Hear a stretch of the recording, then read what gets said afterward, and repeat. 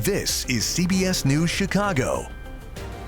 Good morning and great to be with you. I'm Adrena Sinclair. And I'm Jackie Kostek in for Dana this morning. Thank you so much for being with us on this Monday. The world and Catholic community are mourning the death of Pope Francis. After a long health battle, Pope Francis has died at the age of 88.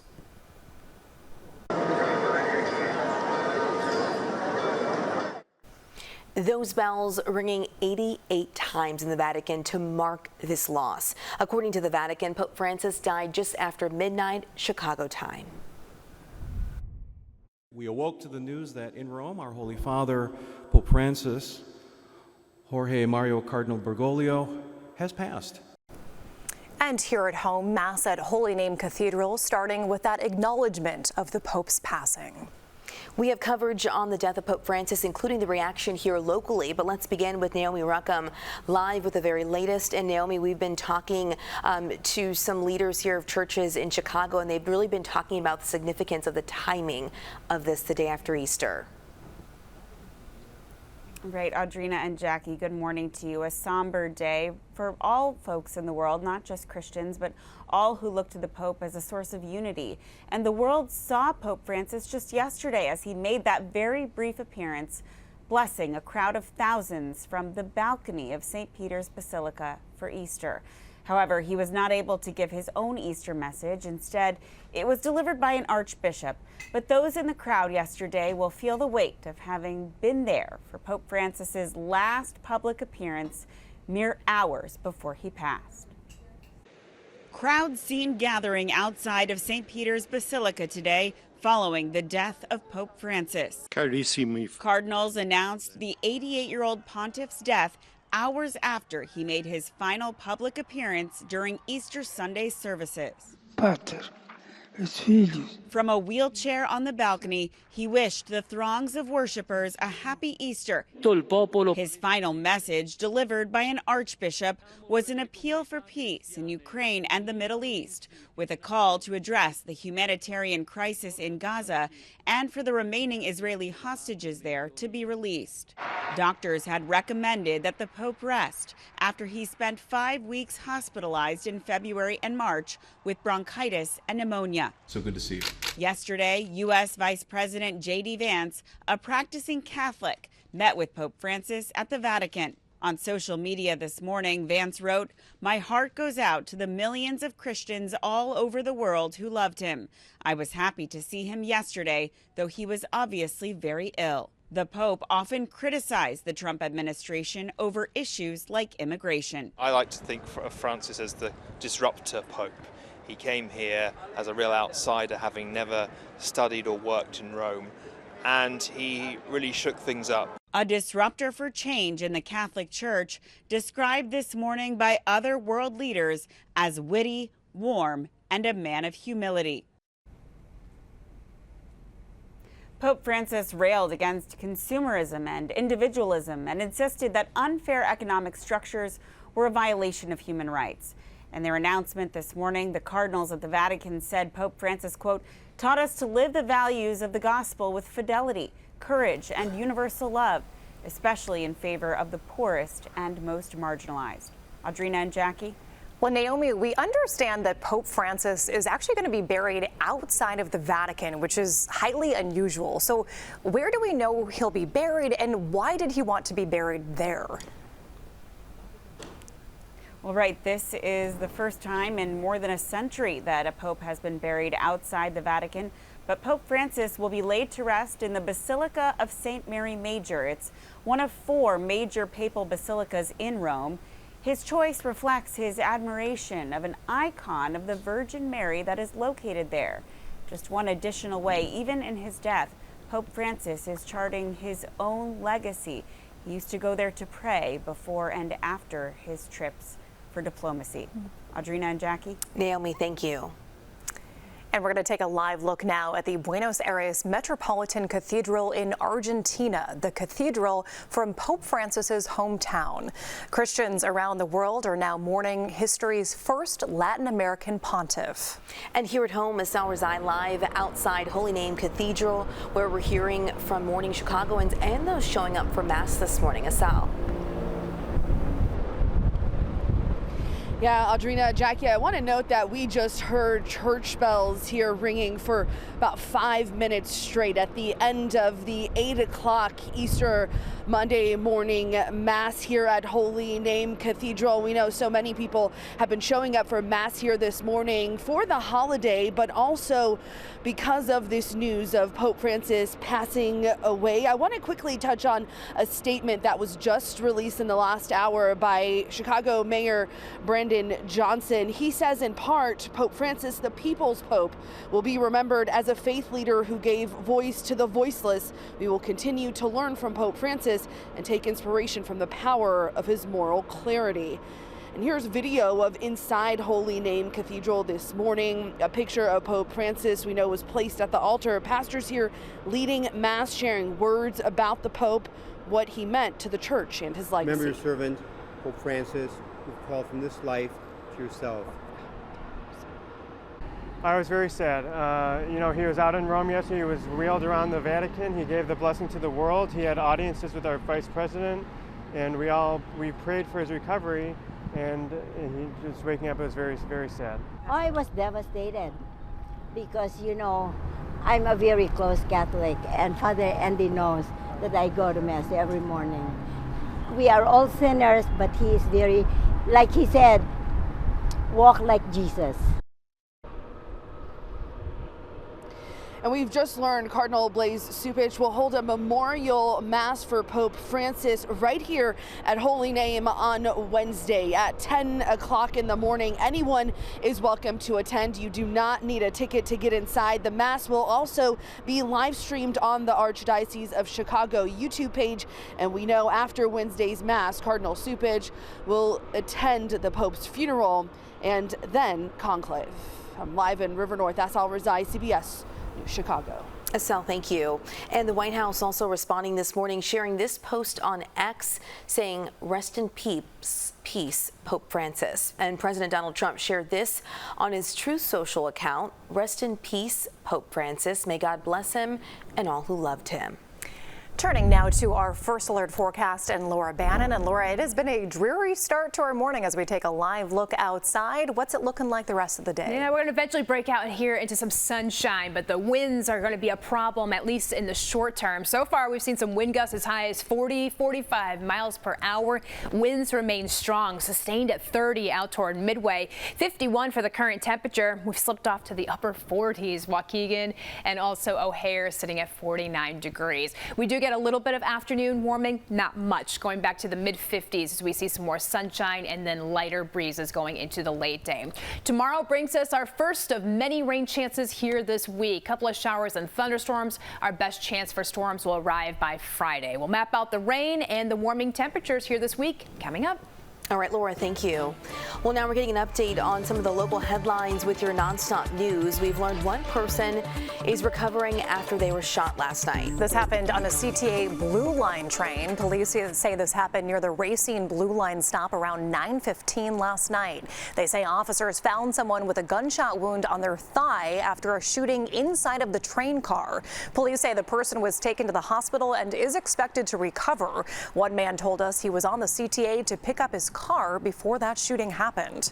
It's just crazy. You can't even, had a couple stops to go get your vehicle, or to those who use public transportation, you come into encounters like this. It's just crazy. No other injuries were reported, and police say they have no one in custody. And we are still waiting to learn the name of the 16-year-old boy who died early Easter morning in Inglewood. Police and officers found that boy shot and killed near 72nd and Green around 1:40 yesterday morning.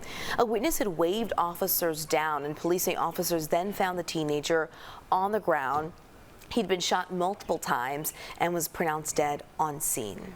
After a deadly plane crash over the weekend, the National Transportation Safety Board and the FAA are in central Illinois investigating today. 4 people died Saturday morning when the Cessna 180 went down in a field in the town of Tria. All 4 victims are from Menominee, Wisconsin. Preliminary information indicates the plane struck power lines before crashing just after 10 o'clock in the morning. We're still waiting to learn the official cause. Well, more Democratic lawmakers are visiting El Salvador on behalf of Kilmar Abrego Garcia. They're calling attention to the Trump administration's decision to deport him to a Salvadoran prison and refusing to help facilitate his return. So the latest on this is their refusal to help came despite the U.S. Supreme Court's ruling that it was the government's duty to do so. 4 House Democratic lawmakers have now arrived in El Salvador to investigate Abrego Garcia's condition. They're right behind Maryland Senator Chris Van Hollen, who met with him last week. Meanwhile, a State Department official tells a federal judge Abrego Garcia is no longer housed in El Salvador's notorious prison there. Authorities have moved Abrego Garcia from CICAT to detention facility in Santa Ana. Now, he reportedly is housed in an administration building at the prison. He has a room with his own bed and furniture. Israel now blames professional failures on the killing of 15 Palestinian paramedics last month. The shootings outraged many internationally, with some calling the killings a war crime because medical workers have special protections under international humanitarian law. Israel first claimed the medics' vehicles did not have emergency signals on when the troops opened fire, but later backtracked on that. A deputy commander has now been fired. Well, there's new controversy this morning over Defense Secretary Pete Hegseth's use of the encrypted message app Signal. He's now accused of sharing military plans with family members on that app. And following a New York Times report, sources confirming Hegseth shared details, including flight schedules of last month's airstrike in Yemen, in a second private Signal chat. Now, this chat includes his wife, brother, and personal attorney. The 2 men work for the Defense Department, but Hegseth's wife does not. The messages were sent the same day. Hegseth shared similar information in a separate Signal chat that inadvertently included the Atlantic's editor-in-chief. It's putting the operation, those fighter pilots who are in the air about to conduct this operation, at risk with people that don't need to know this information. Experts say allies could be less likely to share intelligence with the U.S. if they're worried about security. They say another concern is espionage. Now, overnight, the White House dismissed the report as a non-story, suggesting that disgruntled former Pentagon employees are just spreading false claims. This second Signal chat has many lawmakers, though, calling for Hegseth's resignation, including Illinois Representative Congressman Rajna Krishnamurthy. In a statement, he says Secretary Hegseth's repeated and reckless disregard for basic national security protocols puts lives at risk and violates the public trust. Still ahead, our coverage of the death of Pope Francis continues. Known as the People's Pope, Pope Francis broke so many barriers. He was the first non-European to lead the Catholic Church in 1,300 years. He was also known for his defense of social justice and for stepping out of the Vatican to be among the people. These photos showing just a few of those moments. And next, we're going to speak with Father Greg Sakowicz of Holy Name Cathedral to get some of his thoughts.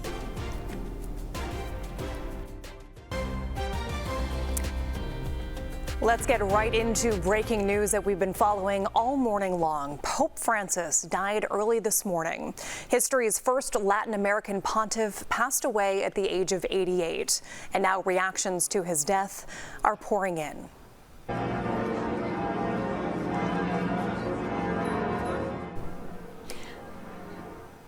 Bells at Notre Dame Cathedral in Paris tolled 88 times as a tribute to the Pope, who again passed away at 88.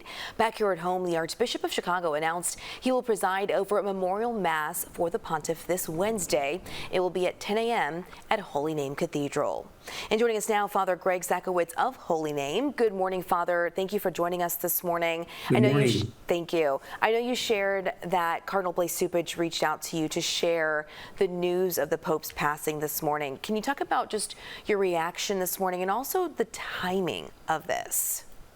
It was interesting because my alarm clock was set for 5:30 this morning. At 4:45, Cardinal Cupich gave me a call on my cell phone.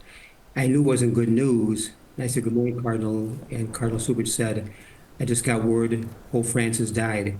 And even though we all know he had been sick for a while and getting a little bit better, it hit me like a bomb.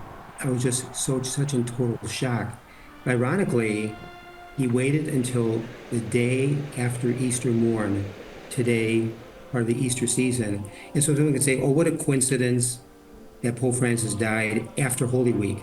Now I say this, a coincidence is God's way of remaining anonymous.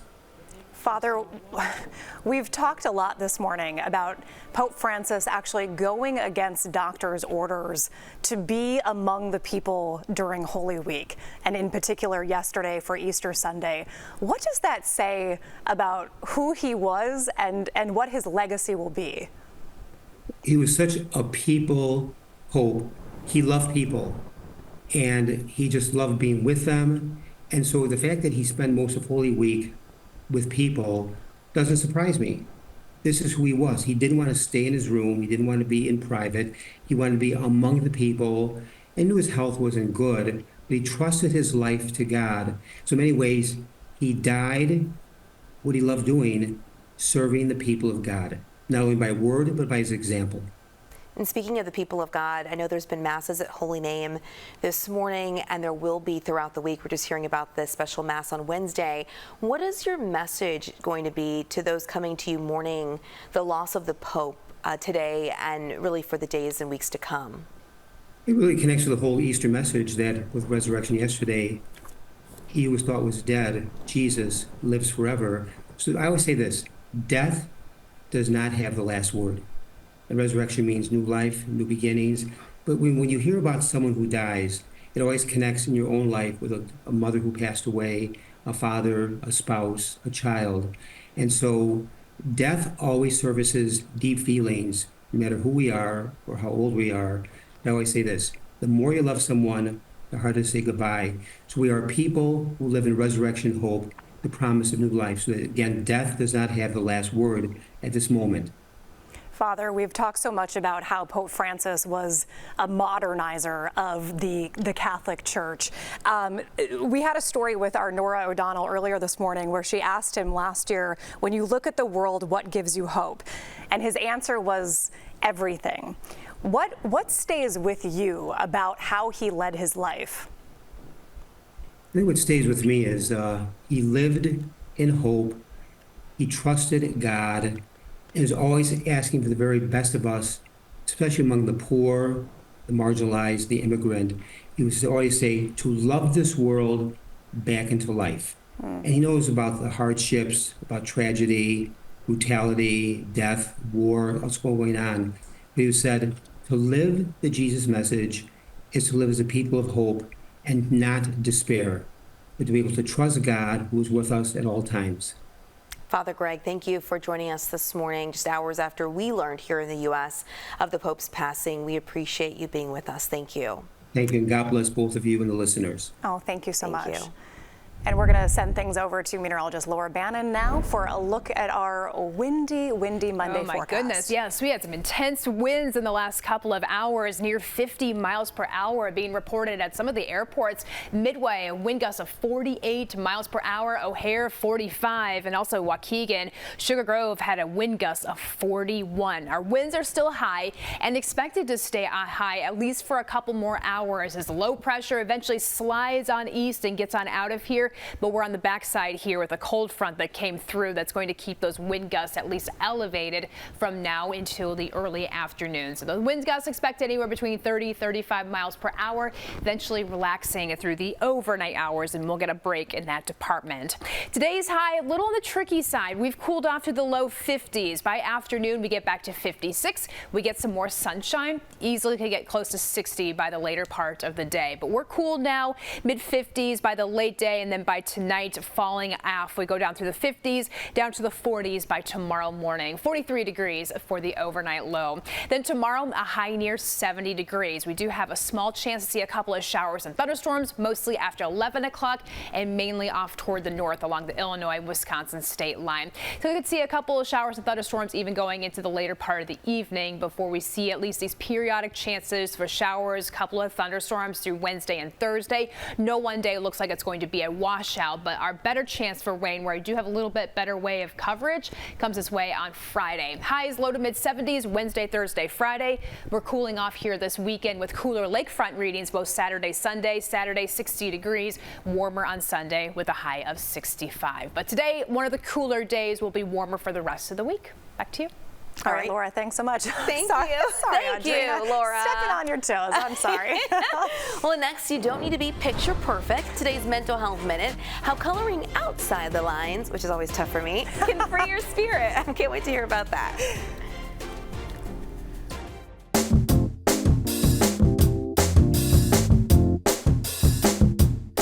I'm Marisa Vedra with today's Mental Health Minute, and this one is for all of you that use a coloring book. Maybe it's for adults or it's your kids that you grab and use to wind down at the end of the day. But when you do it, are you being so careful to perfectly draw within the lines? If so, there's a benefit to getting wild and drawing outside of them. We're talking about that today with Dr. Sheila Raja. She's a clinical psychologist with the UIC and author of The Resilient Teen. Doctor, I love this. You're telling us to color outside the lines. You know, often we look at these coloring books and we think this is very meditative, very zen, and we have to do it perfectly. But for those of us who are perfectionists, there's actually liberation and joy, right? Yes. And one day I had a bad day and decided I was going to do this, which is outside the lines, saying the day hasn't gone the way that I wanted it to. And that's okay. Didn't it feel so good to do that? Absolutely. In fact, I actually loved the end product. I allowed myself to be less than perfect, have fun, have joy, and have a great time with it. It's freeing and it's creative and it's saying it's okay to make mistakes and it's okay to not be perfect. So consider this your permission to do whatever you want. And honestly, that feels extremely freeing, and you're going to reap the benefits when you color outside the lines the next time you take a minute for your mental health. All right, we're taking notes. We're going to work on it. For more quick ways to boost your spirit, head to cbschicago.com/mental health minute. There are so many helpful ideas to de-stress and hopefully to have a better day along with it. It would feel good just to do this. Just a little bit. Just grab a marker and I'm just the go to type where town. I'm like, I get right when it goes outside the lines, I think, oh no. Anxiety, no. It's a good reminder, though, that like that does not represent failure, and we can apply that lesson to the rest of our lives. Preach, girl, preach. Okay, well, we're doing it. We have lots more to come here in our 9 o'clock hour. Our coverage of the death of Pope Francis continues. Here he is just yesterday, Easter Sunday, greeting Vatican crowds from the Pope Mobile, as he often did. We've got more on the tributes and moments to honor him, his life, his legacy, coming up.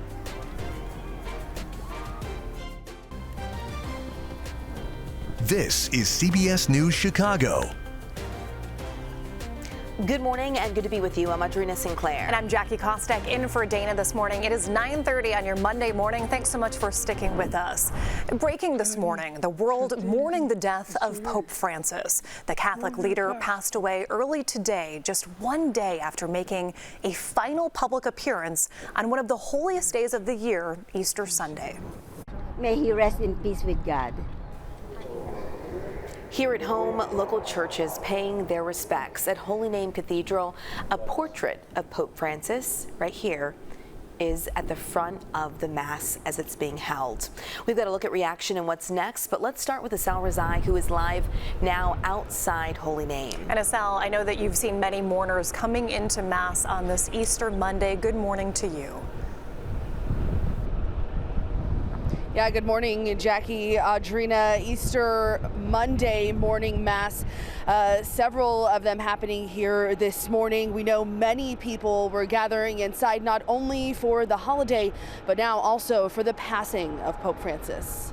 We awoke to the news that in Rome, our Holy Father, Pope Francis, Jorge Mario Cardinal Bergoglio, has passed. We know Pope Francis's death comes just weeks after he was released from the hospital after suffering from a life-threatening double pneumonia. He was admitted to the hospital earlier this year on February 14th for a respiratory crisis and ended up spending nearly 40 days in the hospital. We spoke to Pastor Andy Michevic here at Holy Name Cathedral this morning. He tells us he was incredibly sad to hear the news of the Pope's passing. As a young pastor, he says he was hoping to meet the Pope later this fall in Rome.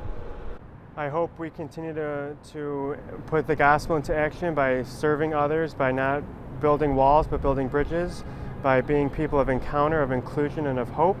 The world as we know it, as all of you cover the news, is in a very dark place, and the light of God, light of peace, reigns in each of us as disciples, and the Pope should bring that out in all of us.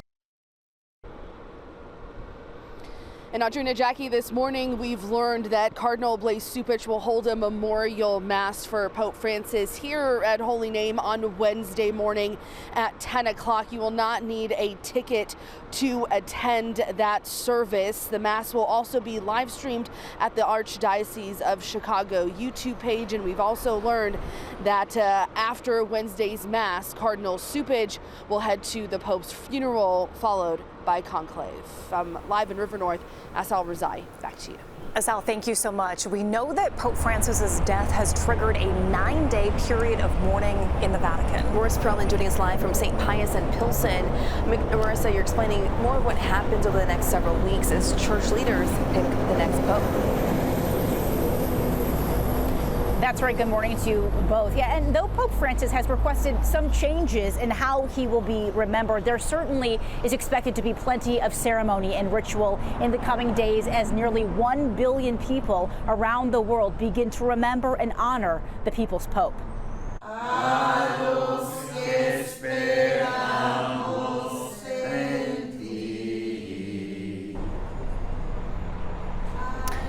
As this Monday morning mass here in Pilsen continues this morning, the community marking the irony of the Pope passing away on Easter Monday, the day commemorating Jesus' resurrection. The priest discussing the direction the church will take now as it elects its next leader, especially as it comes to immigration issues that are so important to the Pilsen community here. Now, the Pope's death, as you mentioned, will now trigger 9 days of official mourning. In the meantime, the Vatican will enter a transitional period where the rule of the church is temporarily handed over to the College of Cardinals. The Pope's funeral will be held in St. Peter's Square in 6 days, within 6 days, I should say. Pope Francis will be buried outside of the Vatican at one of his favorite churches, the first Pope in a century to choose to do so. Now, 2 to 3 weeks after the funeral, the College of Cardinals will hold a conclave in the Sistine Chapel to elect a new Pope. Now, this is a highly secretive process. On the day of voting, the Sistine Chapel is sealed off. The Cardinals are locked inside until a Pope is elected. If no candidate receives the 2/3 majority, another round of voting takes place. There can be up to 4 rounds of voting per day.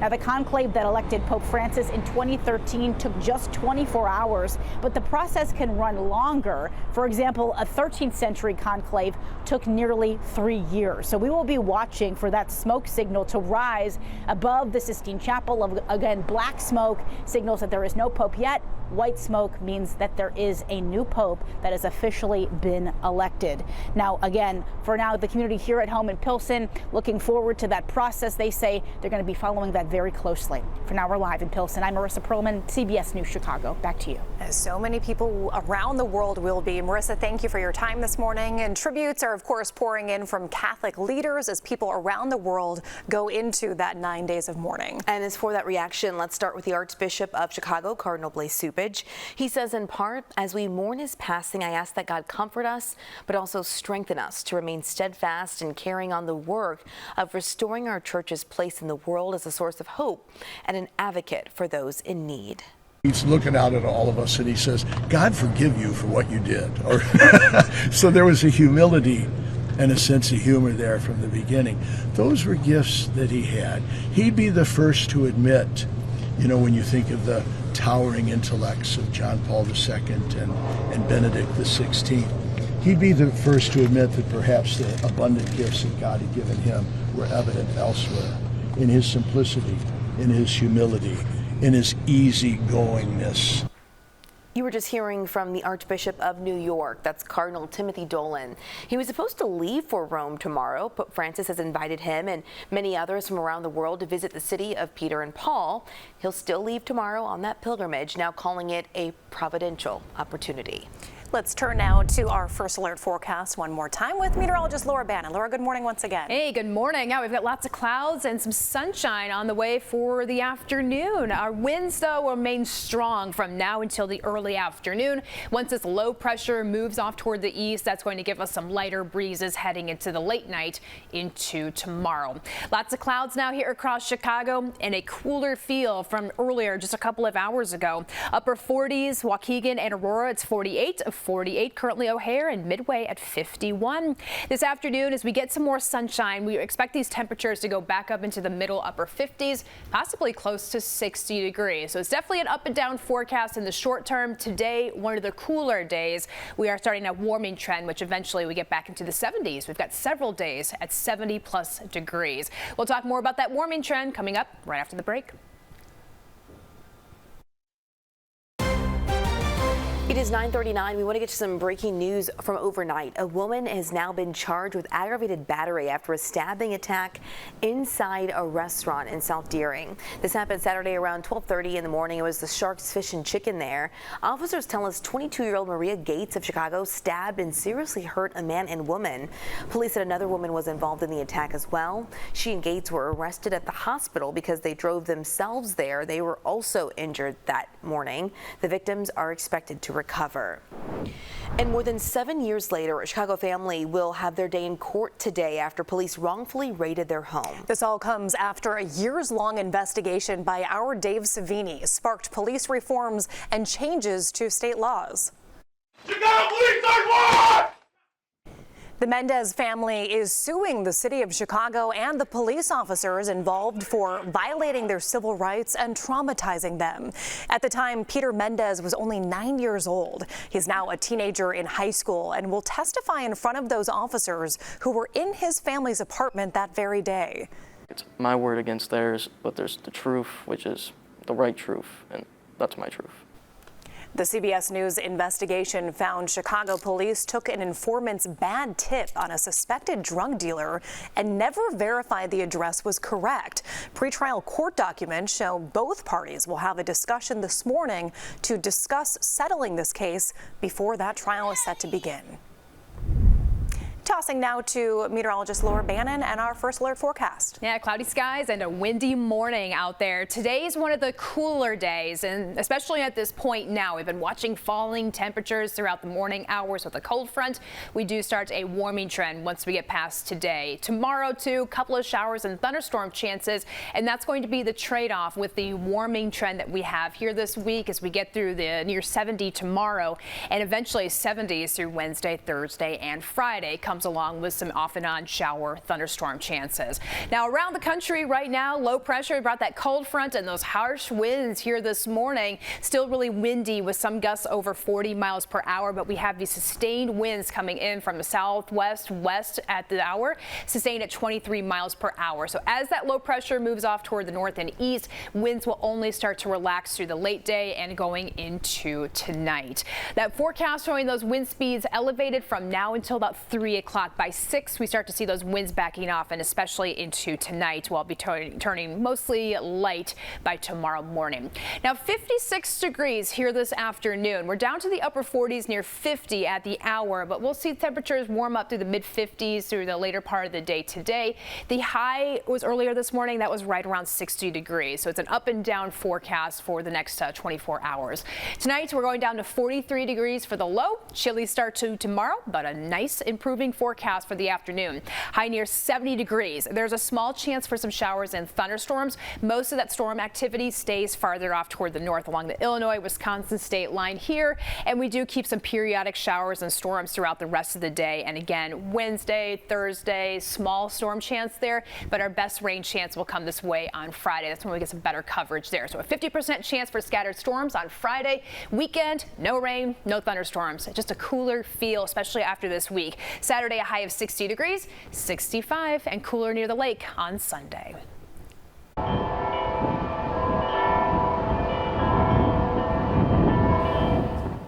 The bells ringing at Holy Name Cathedral this morning. We brought you live coverage there throughout the morning as Cardinal Blaise Cupich has announced plans for a memorial mass for Pope Francis on Wednesday morning. And the faithful are in mourning here in the Chicago area and across the world. For more on that, let's bring in Father Jack Wall from the Catholic Extension Society. Father Jack, we appreciate you being with us this morning. The Catholic Extension Society shared a special connection with the pontiff. Can you tell us more about how he helped revise and renew the mission of your organization? Well, first of all, thank you so much for the honor to be here to mourn with the rest of the world, really, and truly all of us as Catholics, but more importantly, the poorest people in the world. You know, when you think about offering sympathy to people who are in mourning, the people we really should turn to are the poorest people of our country and of our world, because he really was the voice of the voiceless. So deeply appreciative. I'm president of Catholic Extension Society, and we really follow his vision and his mission to reach out to the poorest places of the United States, to try to build up really vibrant Catholic faith communities there. You know, when you can be in very impoverished situations, but the one thing that keeps on telling us we're more than our circumstances is our faith. And he was so good. He also mentioned always, the Pope did, that you know, the deepest poverty is really a spiritual poverty. If you believe that your poverty is controlling your life, it just changes you. But if you have this confidence that God is up to something beautiful in your life, and your life is sacred and your families are sacred, it just builds up people with a lot of courage and hope. And he certainly was a person of courage, of hope, and of joy. What a beautiful sentiment. Father Jack, I understand that you personally had the opportunity to meet with Pope Francis a couple of years ago. Can you tell us how you had that opportunity to meet with him and just your experience with him? Well, we are a papal society, so we are his arms into the United States in the poorest places. So we have to go to Rome every once in a while, and we brought a group of people, pilgrims there, and we had an opportunity to take a picture with him, a photo with him, standing there, and one of our staff members had created this communications tool of creating Flat Francis. So we walked in with this little Flat Francis in my hand, and I don't speak Italian or Spanish, so I just kind of held it up, and he turned at me, and he literally had a guffaw. And if you could ever believe that you would be having a belly laugh with the Pope, it was the most unbelievable circumstances. It became an iconic photo when he was coming to the United States. People magazine cut out everybody else, including myself and Cardinal Supich, and just had the Pope laughing, and it was on the cover of People magazine. So it was a beautiful moment, and one I will always treasure. What a moment. Father Jack, quickly, we're running out of time here, but I would love for you to share for those watching just your message to them, as so many are mourning this morning the loss of the Pope. Yes. Well, clearly, he is a source of inspiration for the world. He speaks for the future of the human family. He speaks for the best in our humanity. And the best thing we could do, his legacy for us, is just to keep the vision and the mission forward. See the human face of every human being. Each one of us is sacred. And to try to take that vision that he had when he looked at in the eyes of people and saw a sacred person. If we brought that through all the other things that are going on in the world, the sacredness of encountering one another and accompanying one another, especially the poor. He's a great blessing to us, a great blessing to the human family at this moment of history, and a continuing source of inspiration. And may he continue to inspire us from his place in God's loving embrace. Father Jack Wall from the Catholic Extension Society, thank you for your reflections on Pope Francis this morning. We really appreciate it.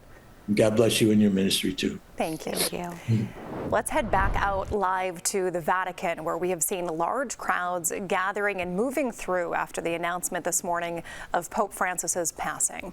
Earlier this morning, Cardinal Kevin Farrell broke that news, where he said the Pope dedicated his service to the Lord and his church. The text goes on to say, quote, "He taught us to live the values of the gospel with faithfulness, courage, and universal love, especially for the poorest and the most marginalized." Cardinal Blaise Supich spoke to our Joe Donlin before his death about the Pope's impact and the work that Supich himself did with him. And really, it's amazing to watch this now that the Pope has passed on. Let's listen in to that interview. People come to you for help with grief and loss. How do you process this on such a personal level? It is a loss for us. And yet, I come at this with a deep sense of appreciation that I lived in a very historic moment of a person who has, I think, made an impact on the church for many years to come. So I guess my grief is calmed by a sense of appreciation and gratitude. Their journey together goes back years. Chicagoans will remember this scene from November of 2016. Mayor Rahm Emanuel and a large delegation traveled to Rome, celebrating a new position for Cupich. Pope Francis elevated him to cardinal, an elite group, the highest-ranking papal advisors. You were able to spend quite a bit of time with him. What do you remember most about that time, or maybe a conversation? Well, I think that he always respected the people he talked to. He wanted to really listen. He didn't mind tough subjects being brought up, and he wanted just to hear from other people. But he also had a wicked sense of humor. He always had a sign outside of his door, no lamentarsi, no whining. He didn't want people to come in and just whine. But he also was an individual who I think made sure that people were not excluded unnecessarily, that we would look for ways in which divorced and remarried, the LGBTQ community, the people who were struggling with their faith and maybe had left the church, that we have to look for going to the margins to bring them in. Pope Francis would come to lean on Cardinal Cupich for a number of key assignments, hand-picking him to take part in a 2018 worldwide meeting to discuss the church's teaching on marriage, contraception, divorce, and other issues relevant to contemporary Catholic families. If you could point to one thing that you'll always remember that he taught you, what would that be? He had a palpable sense of the real presence of Jesus, not just as somebody who rose from the dead 2,000 years ago, but was active now. And he always tried to look for where Christ, who is alive in the church, is leading us. Pope Francis took stands on some issues that people, even within the church, took exception to. He spoke out in support of immigrants, the LGBTQ community, as you mentioned, diversity, inclusion in the church. And his words were, if not misconstrued, maybe interpreted in ways that were convenient perhaps to an ideology and met with resistance. Yes, and I think that you've hit it exactly right. He was against ideologies. He wanted to make sure that, as he said, reality is greater than ideas. What's the reality of people's lives? That's what he wanted to be in touch with. The reality, though, Cardinal, as you and I both know, in this day and age, yes, it's hard to be middle of the road. These are issues that are quite divisive, not just in society, but within the church. Yes, I think there are people in the church who disagree. But can't we come to a common ground with regard to the immigration issue? It's been said that the deportation protocols that the nation wanted to follow would make sure that we secured our borders and that streets would be safe from any criminals. Nobody's against that. I think we want to do that. But how do you deal with the fact that we have a broken immigration system that is not due to the people who have come here, but by the lack of initiative on the part of elected officials over generations to deal with it? Cupich also traveled to Rome in 2019 to discuss the clergy sex abuse scandal, something he often addressed head on. For people watching at home for whom this is still an issue, what would you say Pope Francis's legacy is on this issue? Well, I think that he wanted to be very clear that we handle this correctly, not just in the United States, but around the world. So virtually what he did was he took what we did in 2002 with our charter and universalized it. He changed canon law. He changed all those kinds of restrictions that wouldn't allow us to cooperate with authorities, to be transparent. So he universalized what we have done in the Catholic Church in this country since 2002. And I think that that shows his admiration for us. Everyone saw Conclave, Cardinal, so everyone's interested in what happens next. How much can you tell us about what you think will come out of that? Well, I didn't see the movie Conclave, but I didn't see Barbie. You live it. I didn't see Barbie either, so. Well, I don't know. All I know is that I see the rules for how it's going to be done. I'm going to go there and learn. I'm a novice at this. Some of the cardinals have been to other conclaves earlier. They've been to the one in 2013. So I'm going to be quiet and listen to see what's asked of us and do my best to participate. I wasn't sure if this was an appropriate question, but several people asked me on the way in. Is there any chance you could become the next pope? Oh, I think that anybody who would fantasize about that should double the dose of their medication. Not going to happen. You do get a vote, though, Cardinal. Yes. Do you foresee any dramatic changes in the church in the near future? Well, I think one thing that we need to keep in mind is that whenever there's a new bishop appointed, whether it's a bishop of Rome or whatever, the church doesn't talk about a replacement. They talk about a successor. So who's going to take what's happened and succeed it and move forward? So same-sex marriage, contraception, homosexuality, medical aid in dying, is there room for change on any of these issues in the future? I think there's always room for making sure that we listen to people who are struggling with these issues so that we become a listening church, not only a teaching church. And I think that's where the important difference is. What about married men and women as priests? I think that we're going to have to look always at what are the needs of the church today, but also what is the tradition we need to be faithful to and why that is. When I look back at Pope Francis, I see images of him smiling. It's what sort of sticks with me the most. What would you say will stick with you the most? Well, I think it is.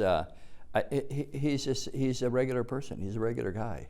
He has an ease with people. He likes being with people. That's the kind of person he was. He was an individual who liked people. Joe, thank you. Wow, hearing from the Cardinal now, because that interview was before the Pope's passing. It's amazing just hear that conversation. And now he's going to be a part of this historic process. Yeah. It's so interesting. It will be. I hope we get to talk to him throughout the process. I hope so too. Well, we're keeping an eye on other news happening this morning, and we've been doing that all morning long for you. Yeah, keep it right here on the stream for updates throughout the day. We'll be right back with one final look at your First Alert forecast. Clouds out there will eventually clear for some sunshine. Going back up into the 50s, near 70 tomorrow. We'll be in the 70s Wednesday, Thursday, and Friday. So we've got 3 days ahead of us and a weekend cool down. Weekend's not too cold though. 60 on Saturday, 65 on Sunday. I don't know about you guys, but I'm looking at the 7-day and I'm like, man, we did it. We did it. Yes, some consistent general warmth, mild temperatures. We'll take it. We've reached the summit. Thanks so much for being with us here at 9. We appreciate you joining us. I know. I'm like, that was good. We appreciate you joining us throughout the morning. Your news continues all day on the stream. Have a great day. We'll see you tomorrow morning.